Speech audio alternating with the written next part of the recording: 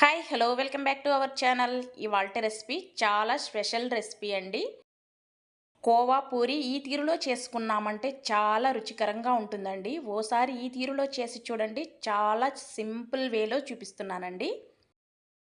ఇప్పుడు రెసిపీ ఎలా ప్రిపేర్ చేయాలో చూసేద్దామా. మరి ముందుగా బౌల్ తీసుకొని బౌల్లోకి 1 కప్పు గోధుమ పిండి తీసుకోవాలండి.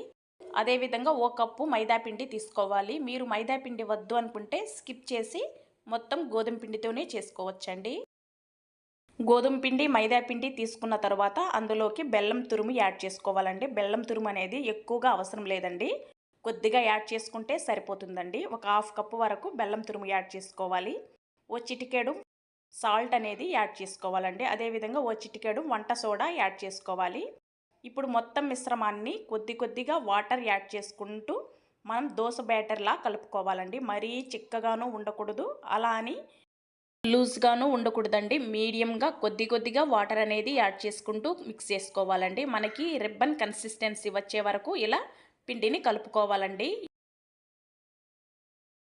ఇలా కలుపుకున్న పిండిని కాసేపు పక్కన పెట్టేసుకున్నామంటే మనకి ఉండలు ఏమన్నా ఉన్నా లేదా బెల్లం కరగలేదు అనుకున్నా తరువాత కరిగిపోతుందండి. మూత పెట్టేసి పక్కన పెట్టేసి స్టవ్ పైన కడాయి పెట్టుకొని కడాయిలో ఓ లీటర్ వరకు ఫుల్ క్రీమ్ మిల్క్ తీసుకోవాలండి.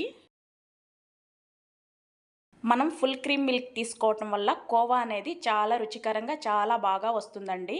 చక్కగా ఇలా మేగడ తీసుకుంటూ కలుపుతూ ఉండాలండి. ఫ్లేమ్ అయితే ఖచ్చితంగా సిమ్లో పెట్టుకొని చేసుకోవాలండి ఈ ప్రాసెస్ అంతా. మనం వేసిన 1 లీటర్ పాలకు 1/2 లీటర్ అయ్యే వరకు బాగా మరిగించుకోవాలండి. 1/2 లీటర్ అయిన తర్వాత ఇందులో ఒక 1/2 కప్పు వరకు షుగర్ అనేది యాడ్ చేసుకొని మరలా కలుపుతూ ఉండాలండి. ఫ్లేమ్ అయితే సిమ్లో పెట్టుకోండి. ఇలా కలుపుతున్నప్పుడే కొద్దిగా ఇలాచీ పౌడర్, అదేవిధంగా కొద్దిగా నిమ్మరసం యాడ్ చేసుకోవాలి. ఇలా కలుపుతూ ఉన్నామంటే మనకి పాలు అనేది బాగా దగ్గర పడుతుందండి. చూడండి చక్కగా ఇలా పాలు అనేది కోవాలా ప్రిపేర్ అవుతుంది. మరి కాసేపు ఇలా కలుపుతూ ఉన్నామంటే మరి కాస్త దగ్గర పడుతుందండి కోవా అనేది. ఇంకొద్దిగా దగ్గర పడిన తర్వాత పూర్తిగా స్టవ్ కట్టేసుకొని మనం వేరే బౌల్లోకి షిఫ్ట్ చేసుకున్నామంటే చూడండి మనకి కోవా అనేది ఎంత చక్కగా వచ్చిందో. ఈ కోవా పూర్తిగా చల్లారిన తరువాత మరి కాస్త గట్టిపడుతుందండి. ఇప్పుడు కోవాని పూర్తిగా చల్లారించుకుందామండి పక్కన పెట్టేసి. ఇప్పుడు పాకం కోసం కడాయి పెట్టుకొని కడాయిలో 1 కప్పు షుగర్ యాడ్ చేసుకోవాలి. కోవాలో కూడా స్వీట్ ఉంటుంది కదండి, అదేవిధంగా మనం పిండి కలుపుకున్నప్పుడు కూడా బెల్లం యాడ్ చేసాం కాబట్టి చిన్న కప్పుతో 1 కప్పు తీసుకున్నారంటే షుగర్ అనేది కరెక్ట్గా సరిపోతుందండి. ఇప్పుడు ఒక 1/2 కప్పు వరకు వాటర్ యాడ్ చేసుకొని చక్కగా ఇలా కలుపుతూ ఉన్నామంటే షుగర్ మొత్తం మెల్ట్ అయిపోతుంది. మనకి షుగర్ సిరప్ అనేది పాకమేమీ రానవసరం లేదండి, కాస్త జిగురుగా వస్తే సరిపోతుంది. ఇలా వచ్చిన తర్వాత పూర్తిగా స్టవ్ కట్టేసి ఇప్పుడు పిండిని మరొక్కసారి బాగా కలుపుకోవాలండి. ఇప్పుడు స్టవ్ పైన కడాయి పెట్టుకొని కడాయిలో డీప్ ఫ్రైకి సరిపడా ఆయిల్ అనేది యాడ్ చేసుకోవాలండి. మనకి ప్యాన్ అనేది కాస్త వెడల్పుగా ఉన్నది తీసుకున్నామంటే ఈ రెసిపీకి చాలా సులువుగా ఉంటుందండి. చక్కగా ఇలా ఓ చిన్న గరిటెడు పిండెత్తుకొని మనం మధ్యలో యాడ్ చేసామంటే చక్కగా ఇలా పూరీలా తయారవుతుందండి. ఇప్పుడు 2 వైపులా దోరగా కాల్చుకోవాలండి. మనకి ఇలా చేసుకున్న ప్రాసెస్లో ఆయిల్ పీలుస్తుంది అనుకోకండి, ఆయిల్ అస్సలు పీల్చుకోదండి. మీరు కావాలంటే ఈ రెసిపీ ట్రై చేయండి, చాలా టేస్టీగా ఉంటుందండి రెసిపీ కూడా. చూడండి చక్కగా రెండో వైపుకు టర్న్ చేసుకొని ఇలా కాల్చుకోవటమే అండి. మనకి పూరీలో కాస్త ఆయిల్ ఉంది అనుకుంటే ఇలా 2 గరిటెల మధ్య పూరీని ఉంచుకొని ఇలా వడకట్టేసుకున్నామంటే ఆయిల్ మొత్తం వచ్చేస్తుందండి.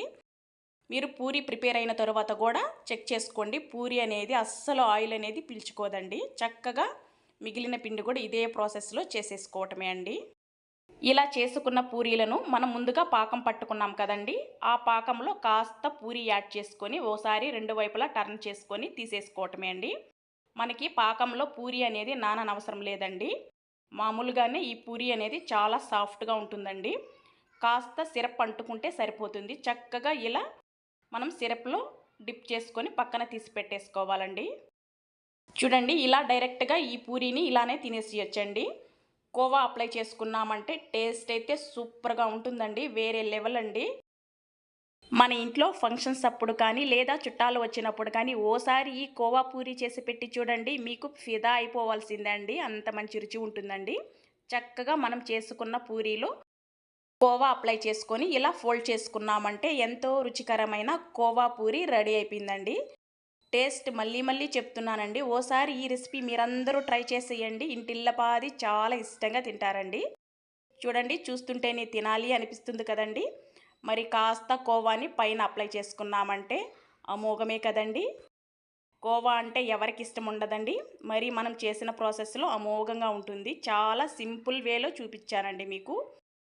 మరి ఇంకెందుకు ఆలస్యం, ఈ రుచికరమైన స్పెషల్ కోవా పూరిని మీరు కూడా ప్రిపేర్ చేసుకొని ఎంజాయ్ చేయండి. మన ఛానల్ అయితే తప్పకుండా సబ్స్క్రైబ్ అయితే చేసుకోండి ఫ్రెండ్స్. మన ఛానల్లో వీడియోస్ అనేది డైలీ అప్లోడ్ చేస్తున్నానండి. ఖచ్చితంగా సబ్స్క్రైబ్ చేసుకోండి, లైక్ చేయండి, షేర్ చేయండి. Thank you for watching friends.